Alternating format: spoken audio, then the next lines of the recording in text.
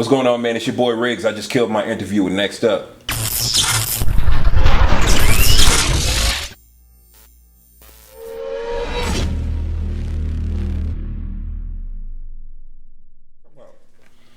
What's up, Riggz? Welcome to Next Up Studios. How are you today? I'm great. How are you? Wonderful. We are glad to have you. How are you feeling? Feel good. Feel fresh like I'm wrapped in plastic, baby. I'm chilling. Okay. Fresh head of lettuce. We see you. Okay. So, tell us. You do tons of different things. Rap, sing, play the drums, produce, engineer on a good day, mix and master when you like it. Tell us more about you. Fill me in. Shit. Riggz do everything. Riggz do everything. This music shit is really what I was born to do. So I wasn't really tripping off of like, what do I have to learn to be able to do this, do this, do this, do this. It's all like something that's come natural to me, and it's something that I love. So it don't feel like work trying to learn to do any of this other stuff like that. But yeah, my main things: singing, rapping, producing, play drums. I've been playing drums since I was 11. I've been getting paid to do it since I was 11. So not just been like playing around in my attic and shit like that, but really be out here doing it on tours and CDs and shit like that since I was 11. So, you know, church boy shit. Know how I go. Quartet boy. That's For you? sure. That's your life? I made a lot of money off of Quartet. Hey, I've seen it being done. Can you hit a little note for us? I ain't gonna hit no little notes right now. He's not gonna hit a note? Got a mouth of fruit snacks in it right now. Chilly. Hey, it's all right. I'm not gonna judge you. We might get back to it a little bit later. You know what I'm saying? It's okay. We're gonna run it back. We're gonna run it back, Turbo. So you are from Boston. Yeah, I'm from Boston. What brought you to Atlanta? Came down to Atlanta just to make the music shake. Specifically for that. I was up in Boston getting money, and I was like, man, I want to be around some more black folks. I want to make some music.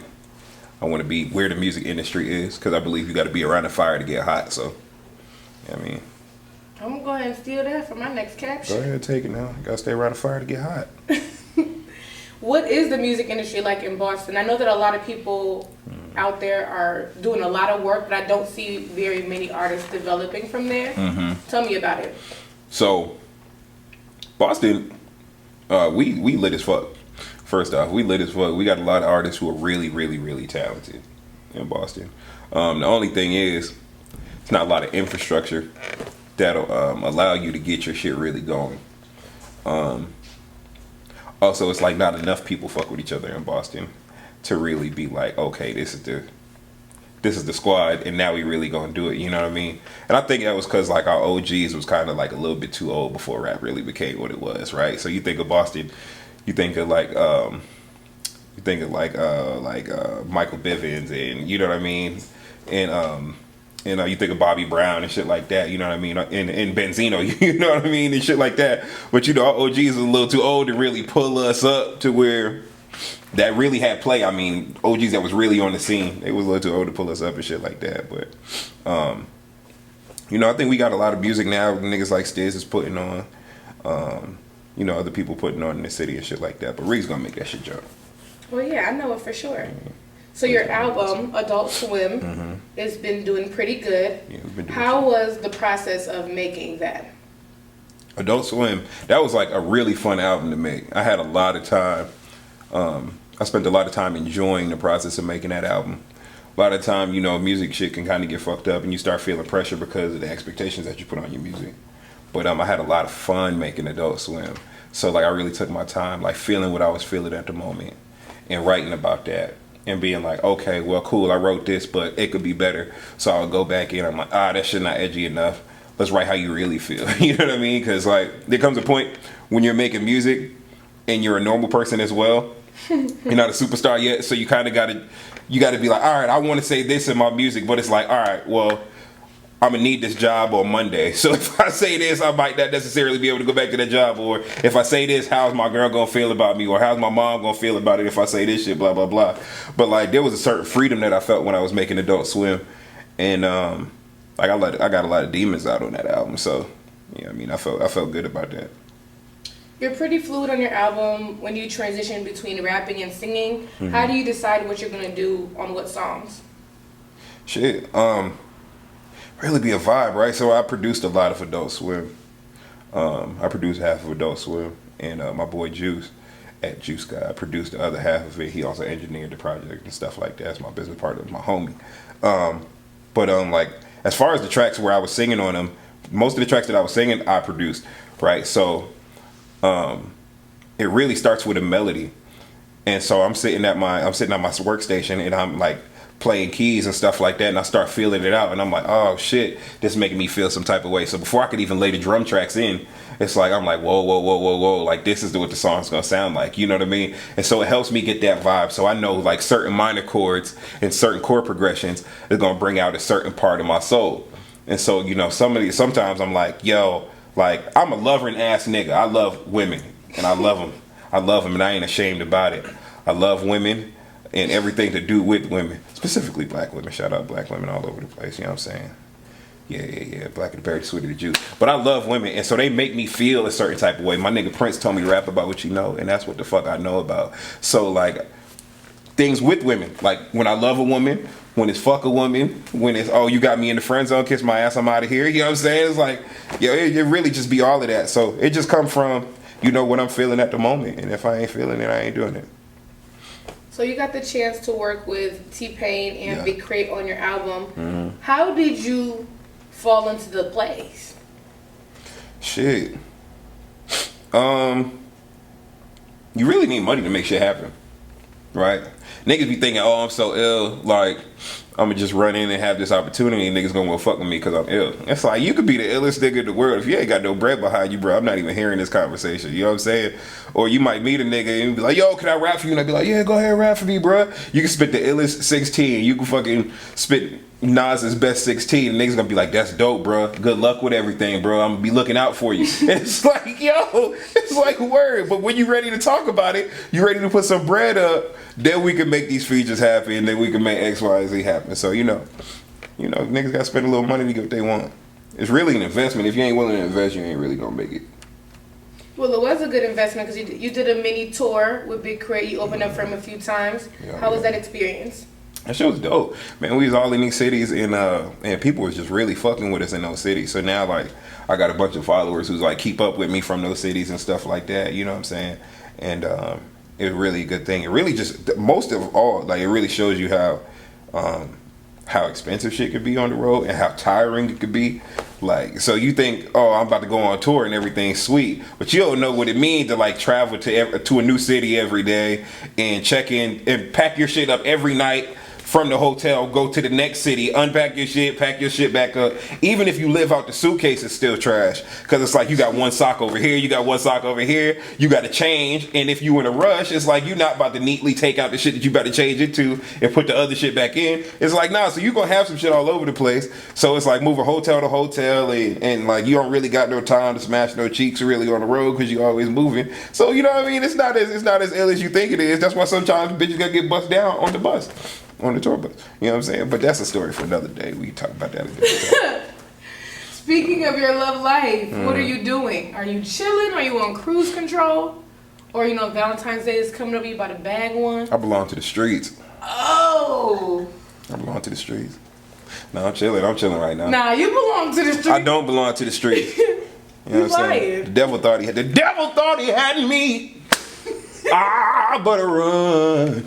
See, they thought he had me. You know what I'm saying? They thought I belonged to these streets. I be out here in the streets sometimes, but I don't belong to them. You know what I'm saying? But I definitely be out here sometime in these motherfucking streets. I mean, slang little stick. I'm sick of you. Slang a little bit of stick. Tell me how you maneuver like through the music business, being that you're new to Atlanta and you're like trying to transition in like a cool way. How are you doing that? Shit, I'm just trying to stay true to self, really. I'm trying to stay true to self. Like, one thing that you'll see a lot in Atlanta is like niggas look so much like individuals in Atlanta, right? But there's a lot of these motherfucking individuals, you know what I'm saying? So it's like you got regular people who are walking around. It's like, all right, bro, bet like this is a normal human being out going about their life and stuff like that. Then you got these artist looking niggas. And it's like, okay, bet, you're dressing a certain way to stand out, or you're doing X, Y, and Z to stand out. But every other nigga who's doing X, Y, and Z to stand out looks just like you. So it's like when you have shit like A3C, you know what I'm saying? You just get a convention room full of niggas who look like artists, right? And a lot of niggas be trash. Not specifically niggas from Atlanta, because you know A3C come from around the world. But like a lot of niggas who like look like artists so much. It's like, nigga, you doing everything but focusing on the art. Like, so really, like, maneuvering in Atlanta has been very easy because I before I came here, I spent a lot of time honing my craft. You know what I'm saying? I spent a lot of time. Like, I was fucking around in Berkeley when I was like 11 years old. You know what I'm saying? I had drum teachers from Berkeley. I went through Berkeley programs, which is Berkeley College of Music for those of y'all who are watching. It's in Boston, Massachusetts, illest music school on the planet, right? So I was fucking around in like all of those things. Like, my mom wasn't playing around. She had me in all that shit. And then I was a church boy. I was getting that shit done. So I was making bread when I was 11 from playing the drums. You know what I mean? I was cutting my teeth and all of this shit. I was the first nigga on Fruity Loops prior to whatever the fuck you believe, whoever's watching this. Like, I was the first nigga on Fruity Loops. Back when niggas didn't know what MIDI keyboards were, bro. I was sitting there banging out beats on a keyboard, typing keys for the snare and the fucking kicks and shit like that, dog. Like, back when Fruity Loops was just a demo thing. Like I was really out here in this shit, like, just really trying to be great. You know what I'm saying? It's not no shit that just happened. Like, I've been trying to do music. Like, I'm really working at it every day. So when I get in the rooms with niggas like Big Crit, with niggas like T-Pain, you know what I'm saying, with people who I've met, had conversations with Rhapsody and shit like that. You know what I'm saying? Like, niggas respect you because you make good music. And if you don't, it's like, I bet you gotta look, you might be a little fat or something like that. But how long you gonna stick around if your music really trash, though? That's true. I mean, everybody who got staying power is nice. If you could change one thing about the music industry, what would you change? I would up the price of I would make it more expensive again to make records and to make music, because that'd get a lot of these niggas whose moms don't know that they rap out the way. You know what I'm saying? So you remember, you know, like in the 90s and shit like that, in the 80s and 90s and shit was so fucking expensive to go to a studio and whatever. So you had to have niggas who was the drug dealers and shit behind you, or you had to have somebody with some bank behind you putting money up so you can go to the studio and get these records done. Now it's so easy because you can just get a MacBook or whatever, you know what I mean, and just start recording now. And because of that, you got a lot of niggas in their bedrooms and on the internet acting like they the illest rappers in the world, but then they mama don't even know that they rap. Like, it's like, you're not taking this shit seriously, my nigga. Your mama don't even know that you fucking rap. You know what I mean? It's like, how you think you really an artist, your mama don't know you rapping. So it's like, I would just make the barrier to entry a lot higher. You know what I mean? Because I believe that, like, when that's the case, the talented people really will fucking shine through. I think it's a little oversaturated right now, but I think they shine through still. You just gotta have, you gotta be stubborn a little bit. You know what I mean? You gotta be stubborn. And that's with anything. What's one thing about you and your music that you think makes you excel over, obviously, your peers? Because I can really sing, and in real life. In real life, yeah. Not put me in the booth with auto-tune and like we could make that shit shake. Like, I actually sing in real life, and when I'm making records, it's not about like just putting the perfect words in the paper. It's about like what it feels like. It's about how I feel when I'm singing it, and it's like, and I got a really good ear, so I could listen to it and I'd be like, yo, this don't feel the way that it's supposed to feel. And I will sit there as long as I need to make sure that shit happens. You know what I mean? So it's like that sadistic attention to detail is really what makes me excel in music. And I'm not a fucking idiot, so that helps. That's good to know. That helps. A lot of people are dumb. You know, not just talking about like classic education. I'm literally talking about just dumb. Like, so whether that means like you don't care about your shit, like that makes you dumb to me. You know what I'm saying? You won't try. You know you could be better, but you won't spend the time to get better and do what is necessary. I consider that shit to be dumb. Like, to really be putting stuff out into the world and not giving a fuck about it. It's like, come on, bro. Like, this kind of dumb. Like, this got your name on it at the end of the day. Like, you should be caring about what you're doing. So, like, I'm pretty intelligent as far as like what I'm putting out into the world and how I care about it. And my songs fucking make sense. So when y'all tired of listening to them records that don't make no fucking sense, it don't impact your life, and y'all need something to listen to from fucking Sunday to Friday, I'll let your boy Riggz. I feel like you just shook me, but I'm gonna come. I'm gonna listen. Monday through Friday. You know what I'm saying? Monday through. Nah, my shit. I got shit that go on fucking Friday to Saturday as well. But I'm talking about. You know what I'm saying? After you, the club is such a small time of your week. You know what I mean? The clubs and the parties, that's such a small time of your week. You got fucking 7 days out the week. You only really party on 2 of them, Thursday through Sunday, if you really do the shit. You know what I mean? But like all that other time, you waking up in the morning. I don't want to hear no bullshit when I first wake up in the morning. I got to start my day out the right way. You know what I mean? I'm going to work. I'm coming home from work. I done had my boss in my fucking ear all day long. Like, you know what I'm saying? So even if I'm talking about we moving work, on the way to work, it need to sound good. It need to make sense. It need to not be no fucking bullshit. You know what I'm saying? So it's like, niggas need to take their time with the music, make some ill-ass music, and stop just putting bullshit out into the world and being like, yo, I'm a rapper. It's like, no, you not. You just a nigga who faking. And your mama don't know you rap. You are quality content, sir. 10 out of 10. I would recommend it. Appreciate that. If you could work with one person that you haven't worked with, who would it be? If I could work with Beyonce. Me too. Lord have mercy, Beyonce. Send me the box, Beyonce. But other than that, you down a little wormhole when I start thinking about Beyonce. But other than that, D'Angelo. I would really like to work with D'Angelo. That's my guy. Like, I still listen to Voodoo, and I've been listening to Voodoo for like 10 years now, and I'm still learning shit about music. You know what I'm saying? So it's like, I would definitely make an album with D'Angelo.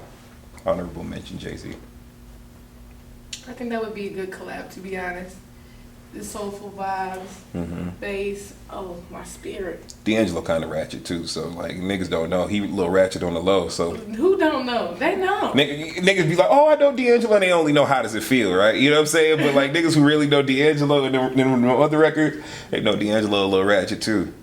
Niggas missing innuendo these days, like, you know what I'm saying? Niggas don't be.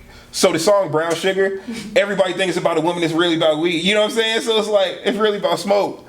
And niggas don't know that because niggas don't understand innuendo. You know what I'm saying? So there's no more innuendo these days. Tank would be another good one. I fuck with Tank. You know what I'm saying? Real Wild's really a lot of R&B artists. A lot of R&B artists, yeah. No Money, what's up, girl? If you watching this, we should do something. We should do a few things. Music, I'm talking about music, that's all. Along through the streets. I'm simply speaking about the music, no money, that's all. Yeah, I'm talking about. For the people who don't know you, yeah. What is something that you can tell them about you that they should know? What should y'all know about Riggz? What should y'all know about Riggz? I'm a nice fucking guy. I'm a nice guy. I am a nice guy to a fault. And what I mean when I say that is, like, I will give somebody an opportunity to do me wrong a couple of times before, like, you know, I should say fuck you the first time, but because my parents raised me the way that they did, like, I have a real high tolerance for people's bullshit, and I wish I didn't. It's kind of my tragic flaw. So, like, I'm a nice guy, and I'll give you a chance to explain yourself, you know what I'm saying? Like, probably about the third time I'm gonna punch you in your fucking face. But, like, other than that, like, I'm a real nice guy. Like, I really love people, and I genuinely care about people and how you doing and stuff like that. So, like, if you meet me, you know what I'm saying, and then I ask you later on down the line if you follow me on Instagram, and then I slide in your DMs, and I'm like, yo, how have you been? You know what I'm saying? Like, I'm gonna remember where we met. I remember probably what you had on, like, you know what I'm saying? And I'm talking like guys and girls. Like, I remember where we met, what you had on, what the situation that you was going through at the time. You know what I'm saying? Because I really internalized a lot of that shit. So, my girl Michelle, my boy Juice's sister, she said she had a word for it. What was it? Like, I feel a lot. I think it was an empath. Yeah, I'm an empath. So I really feel a lot. Like, a lot of my emotions be on the surface. And I really care about people. So, yeah. Regardless of the way that it seems sometimes, because sometimes I'll be ducked off by myself, but I'll be caring about you while I'm ducked off. Well, we care about you, and next up. Appreciate it. It was a pleasure to have you. Hey, it's a pleasure to be here. Thank you. Tell us where we can find you, where we can find your music. Yeah. All that other jazz. Yeah. Hey, it's your boy Riggz, coolest nigga in the building when I'm under the ceiling. Look, y'all can find me on Instagram, Twitter, YouTube, all of that shit at Damn Riggz. DAMNRIGGZ, affectionately said, damn Riggz. So say it like that and you'll never forget it. You can find me on all the streaming platforms. Just typing in Riggz. Start with Adult Swim. So type in Riggz Adult Swim. Start there, and then journey into the rest of my shit. And remember, the devil thought he had me. But run. Yes, sir.